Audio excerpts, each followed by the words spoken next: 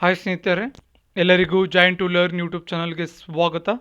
ಇವತ್ತಿನ ಒಂದು ಕ್ಲಾಸ್ನಲ್ಲಿ ಮಕ್ಕಳಿಗೆ ಪಿ ಎಂ ಕೇರ್ಸ್ ನಿಧಿ ಯೋಜನೆ, ಈ ಯೋಜನೆ ಕುರಿತು ಸಂಪೂರ್ಣವಾಗಿ ಇವತ್ತಿನ ಒಂದು ಸೆಷನ್ನಲ್ಲಿ ಡಿಸ್ಕಷನ್ ಮಾಡೋಣ. ಪ್ರತಿ ಮಗುವಿಗೆ 10 ಲಕ್ಷ ರೂಪಾಯಿ, ಯಾವ ಮಗುವಿಗೆ 10 ಲಕ್ಷ ರೂಪಾಯಿನ ಕೊಡ್ತಾ ಇದ್ದಾರೆ, ಯಾಕೆ ಕೊಡ್ತಾ ಇದ್ದಾರೆ, ಹಾಗೆ ಏನಿದು ಯೋಜನೆ, ಎಲ್ಲವನ್ನ ಕೂಡ ಸಂಪೂರ್ಣವಾಗಿ ಇವತ್ತಿನ ಒಂದು ಸೆಷನ್ನಲ್ಲಿ ನೋಡೋಣ. ಸೊ ಕ್ಲಾಸನ್ನು ಸ್ಕಿಪ್ ಮಾಡಬೇಡಿ, ಕೊನೆ ತನಕ ನೋಡಿ ಅಂತ ಹೇಳ್ತಾ ಕ್ಲಾಸನ್ನು ಸ್ಟಾರ್ಟ್ ಮಾಡೋಣ. ಏನಿದೆ ಸುದ್ದಿಯಲ್ಲಿ ಅಂತಂದರೆ, ಯಾಕೆ ಈ ಒಂದು ಕಾನ್ಸೆಪ್ಟ್ ಅಥವಾ ಈ ಒಂದು ಯೋಜನೆ ಸುದ್ದಿಯಲ್ಲಿದೆ?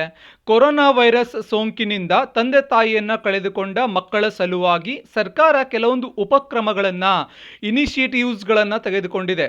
ಸೊ ಕೊರೋನಾ ಬಂದ ಮೇಲೆ ಅಥವಾ ಕೊರೋನಾ ವೈರಸ್ನಿಂದ ಯಾವುದಾದ್ರೂ ಒಂದು ಮಗು ತಂದೆ ಮತ್ತು ತಾಯಿಯನ್ನು ಇಬ್ಬರನ್ನ ಕಳೆದುಕೊಂಡಿದ್ರೆ, ತಂದೆ ತಾಯಿಯನ್ನು ಇಬ್ಬರನ್ನ ಕಳೆದುಕೊಂಡು ಅನಾಥವಾಗಿದ್ದರೆ ಅಂತಹ ಮಗುವಿನ ಒಂದು ಯೋಗಕ್ಷೇಮಕ್ಕಾಗಿ ಸರ್ಕಾರ ಕೆಲವೊಂದು ಇನಿಷಿಯೇಟಿವ್ಸ್ಗಳನ್ನು ಸ್ಟಾರ್ಟ್ ಮಾಡಿದೆ.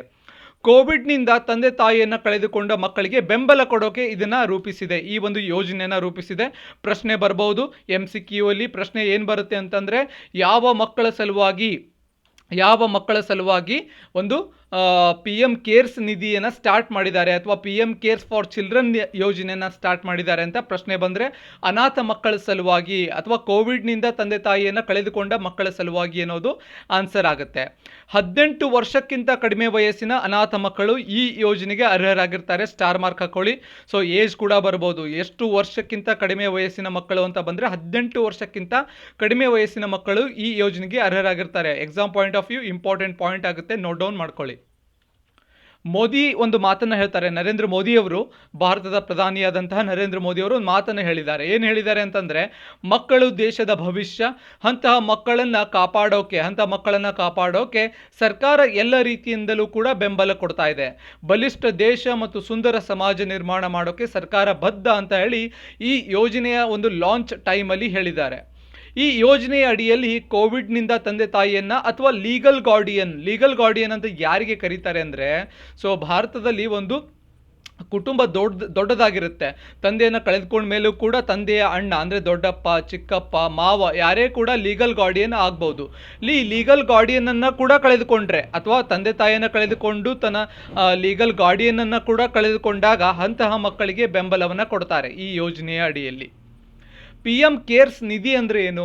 ಸೊ ಪ್ರಧಾನಮಂತ್ರಿ ಕೇರ್ಸ್ ಫಂಡ್ ಅಥವಾ ಪಿ ಎಂ ಕೇರ್ಸ್ ನಿಧಿ ಅಂತ ಯಾವುದಕ್ಕೆ ಕರಿತೀವಿ ಅಂತಂದರೆ, ಸೊ ತುಂಬ ನ್ಯೂಸಲ್ಲಿ ಕೂಡ ಇದೆ. ಹಲವಾರು ಜನ, ಇವನ್ ಇನ್ಫೋಸಿಸ್ ಫೌಂಡೇಶನ್ ಸುಧಾಮೂರ್ತಿ ಅವರು, ಹಾಗೆ ಹಲವಾರು ಆ್ಯಕ್ಟರ್ಸ್ಗಳು, ಹಲವಾರು ಸೆಲೆಬ್ರಿಟಿಗಳು, ಹಲವಾರು ಪಬ್ಲಿಕ್ ಪೀಪಲ್ ಎಲ್ಲರೂ ಕೂಡ ಈ ಒಂದು ನಿಧಿಗೆ ಕೋವಿಡ್ನ ವಿರುದ್ಧ ಹೋರಾಡೋಕ್ಕೆ ಫಂಡನ್ನು ಕಲೆಕ್ಟ್ ಮಾಡ್ತಾಯಿದ್ರು.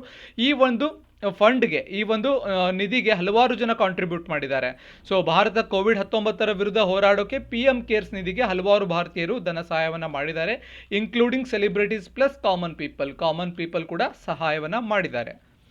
ಮಗುವಿನ ಹೆಸರಿನಲ್ಲಿ ಸ್ಥಿರ ಠೇವಣಿ, ಸೊ ಯಾವ ರೀತಿ ಈ ಯೋಜನೆ ವರ್ಕ್ ಆಗುತ್ತೆ, ಈ ಒಂದು ಸ್ಕೀಮ್ನ ಡೀಟೇಲ್ಸ್ ಏನು ಅಂತ ನೋಡೋಣ.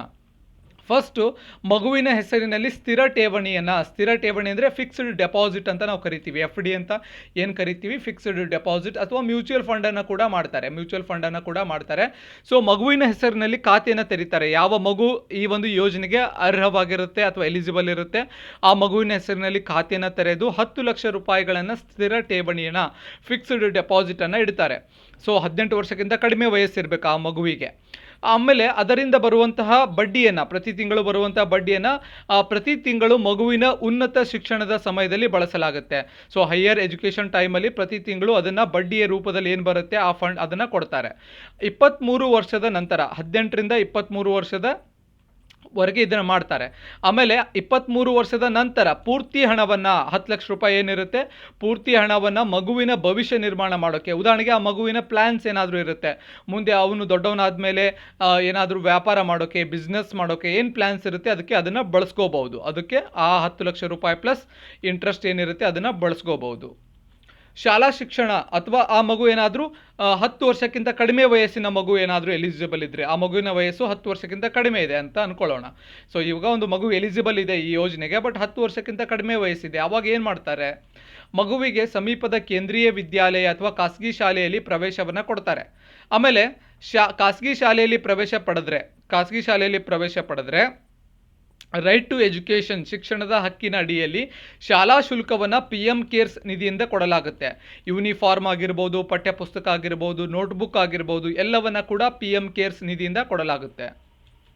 ಶಾಲಾ ಶಿಕ್ಷಣ 11ರಿಂದ 18 ವರ್ಷ, ಮುಂದೆ 10 ವರ್ಷದ ವರೆಗೆ ಶಿಕ್ಷಣ ಆಗುತ್ತೆ. 11ರಿಂದ 18 ವರ್ಷದವರೆಗೆ ಏನು ಮಾಡ್ತಾರೆ, ಆ ಒಂದು ಮಗುವಿನ ಶಿಕ್ಷಣ ಯಾವ ರೀತಿ ಆಗುತ್ತೆ?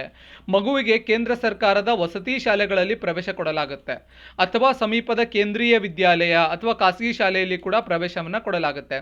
ಸೊ ಕೇಂದ್ರ ಸರ್ಕಾರದ ವಸತಿ ಶಾಲೆಗಳು ಯಾವ್ದ್ಯಾವುದು, ಸೈನಿಕ್ ಸ್ಕೂಲ್ ಆಗಿರ್ಬೋದು, ಅಲ್ಲಿ ಅದಕ್ಕೆ ಪ್ರವೇಶವನ್ನು ಕೊಡ್ತಾರೆ. ಖಾಸಗಿ ಶಾಲೆಯಲ್ಲಿ ಕೂಡ ಪ್ರವೇಶವನ್ನು ಕೊಡಲಾಗುತ್ತೆ. ಇನ್ನು ಉನ್ನತ ಶಿಕ್ಷಣ ಸಮಯದಲ್ಲಿ ಯಾವ ರೀತಿ ಈ ಒಂದು ಯೋಜನೆ ವರ್ಕ್ ಆಗುತ್ತೆ? ಮಗುವಿನ ಉನ್ನತ ಶಿಕ್ಷಣಕ್ಕೆ ಶಿಕ್ಷಣ ಸಾಲವನ್ನು ಕೊಡಲಾಗುತ್ತೆ, ಒಂದು ಎಜುಕೇಷನ್ ಲೋನನ್ನು ಕೊಡಲಾಗುತ್ತೆ. ಈ ಸಾಲದ ಬಡ್ಡಿಯನ್ನು ಕೂಡ ಪಿ ಎಮ್ ಕೇರ್ಸ್ ನಿಧಿಯಿಂದ ಕೊಡಲಾಗುತ್ತೆ. ಪಿ ಎಮ್ ಕೇರ್ಸ್ ನಿಧಿಯಿಂದನೇ ಆ ಸಾಲದ ಬಡ್ಡಿಯನ್ನು ಕೂಡ ಕೊಡ್ತಾರೆ. ಪ್ರತಿ ತಿಂಗಳು ಸ್ಕಾಲರ್ಶಿಪ್ಪನ್ನು ಕೂಡ ಕೊಡಲಾಗುತ್ತೆ. ಪ್ರತಿ ತಿಂಗಳು ಏನು ಸ್ಕಾಲರ್ಶಿಪ್ ಏನು ಬೇಕಾಗುತ್ತೆ ಅದನ್ನು ಕೂಡ ಕೊಡಲಾಗುತ್ತೆ. ಯಾರಿಗೆ? ಉನ್ನತ ಶಿಕ್ಷಣದ ಸಮಯದಲ್ಲಿ, ಹೈಯರ್ ಎಜುಕೇಷನ್ ಸಮಯದಲ್ಲಿ. ಈಗ ಏನಾದರೂ ಹೈಯರ್ ಎಜುಕೇಷನ್ ಅವರು ಇಂಜಿನಿಯರಿಂಗ್ ಆದರೂ ಮಾಡಲಿ, MBBS ಆದರೂ ಮಾಡಲಿ, ಈ ರೀತಿಯಾದಂಥ ಉನ್ನತ ಶಿಕ್ಷಣದ ಸಮಯದಲ್ಲಿ ಕೂಡ ಪಡ್ಕೋಬೋದಾಗುತ್ತೆ. ಇನ್ನು ಆರೋಗ್ಯ ವಿಮೆ ಕೂಡ ಮಾಡಲಾಗುತ್ತೆ. ಆರೋಗ್ಯ ವಿಮೆ ಅಂದರೆ ಏನು?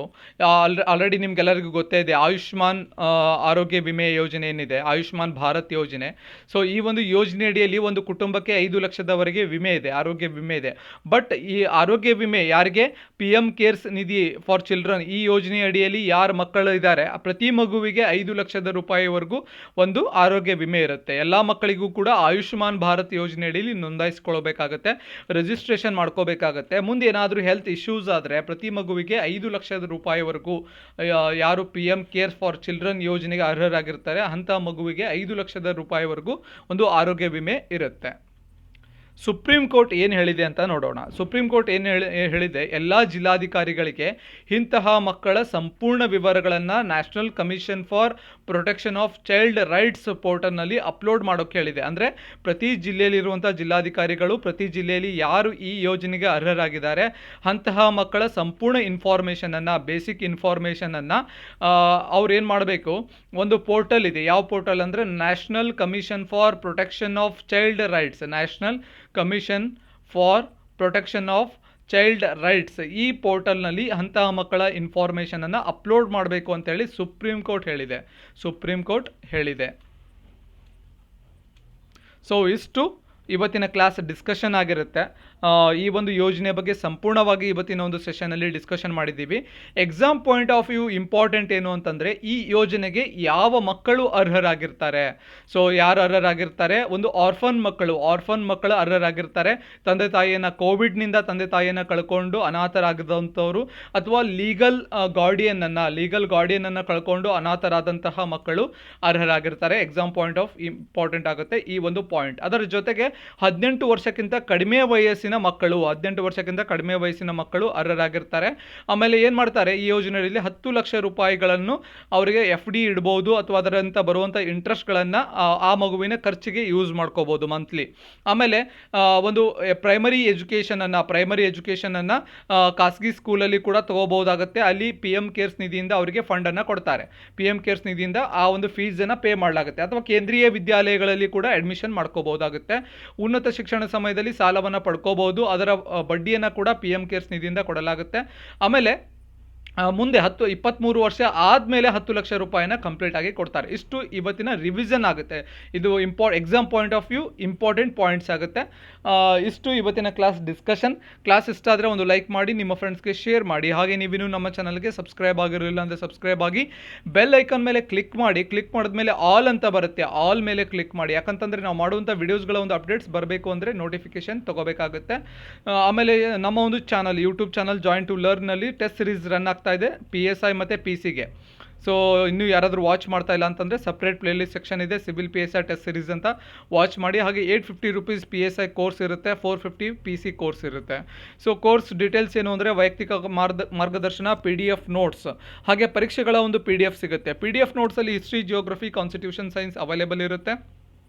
ಹಾಗೆ ಪ್ರತಿ ಭಾನುವಾರದ ಒಂದು ಎಸ್ಸೆ ಟ್ರಾನ್ಸ್ಲೇಷನ್ಗಳ ಡಿಸ್ಕಷನ್ ಕೂಡ ಅವೈಲೇಬಲ್ ಇರುತ್ತೆ. ಹೆಚ್ಚಿನ ಮಾಹಿತಿಗಾಗಿ ಈ ಒಂದು ನಂಬರ್ಗೆ ಕಾಂಟ್ಯಾಕ್ಟ್ ಕೂಡ ಮಾಡ್ಬೋದು. ಜಾಯಿನ್ ಆಗುವ ವಿಧಾನ ಏನು ಅಂತಂದರೆ 850 ಆರ್ 450 ಫೋನ್ಪೇ ಮಾಡಿ, ಗೂಗಲ್ ಪೇ ಮಾಡಬಹುದು. ಸ್ಕ್ರೀನ್ಶಾಟ್ ನಿಮ್ಮ ಹೆಸರು ಸಿವಿಲ್ PSI 2021 ಅಂತ ಹೇಳಿ ಮೆಸೇಜ್ ಮಾಡುವುದರ ಮುಖಾಂತರ ಇದೇ ನಂಬರ್ಗೆ ವಾಟ್ಸಪ್ ಮೆಸೇಜ್ ಮಾಡುವುದರ ಮುಖಾಂತರ ಜಾಯಿನ್ ಕೂಡ ಆಗ್ಬೋದು. ಈ ನಂಬರ್ಗೆ ಕಾಲ್ ಮಾಡಿ ಎನ್ಕ್ವೈರಿ ಕೂಡ ಮಾಡ್ಬೋದು ಅಂತ ಹೇಳ್ತಾ ಮತ್ತೆ ಮುಂದಿನ ಕ್ಲಾಸ್ನಲ್ಲಿ ಮತ್ತೊಂದು ವಿಷಯದ ಕುರಿತು ಮಾತನಾಡೋಣ. ಧನ್ಯವಾದಗಳು.